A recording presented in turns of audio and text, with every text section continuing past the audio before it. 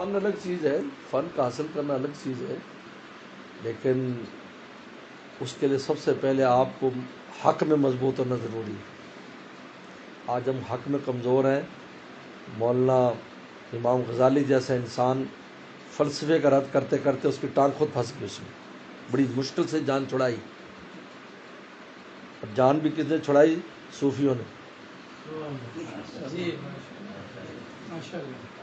ان کا بھائی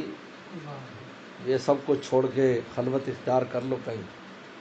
سارے چھوڑ دو، ابھی تو بڑی واہ ہے، مناظرے ہو رہے ہیں اور ایک سے ایک، کہ چھوڑ کر دمشق کی جامع مسجد میں 7 سال رہے وہاں، اور کتاب لکھی المنقذ من الضلال، میں گمراہی سے کیسے نکلا۔ تو پہلے خود حق میں مضبوط ہونا ضروری ہے، اپنی تربیت اس میں، کہ جب آپ ماہر ہو جائیں باطنی طور پر، آپ علم اور عمل میں مضبوط ہو جائیں، اب آپ رد کے لیے آئیں، ورنہ جو کر رہے ہوں کر رہے ہیں، ہر میدان میں اللہ نے بندے دیے ہوئے، ان کی تائید کریں، خود کوشش نہ کریں، خود آپ پہلے خود مضبوط ہوں علمی طور پر، عملی طور پر، پھر آپ اس فن کو سیکھیں اور کام کریں، اور ہے الحمدللہ ایسا کوئی فیلڈ خالی نہیں ہے، ہر ایک میں رد کرنے والے کام کر رہے ہیں۔ اگر آپ کا ذوق ہے کریں، لیکن پہلی چیز اپنے اوپر محنت ہے، خاص طور پر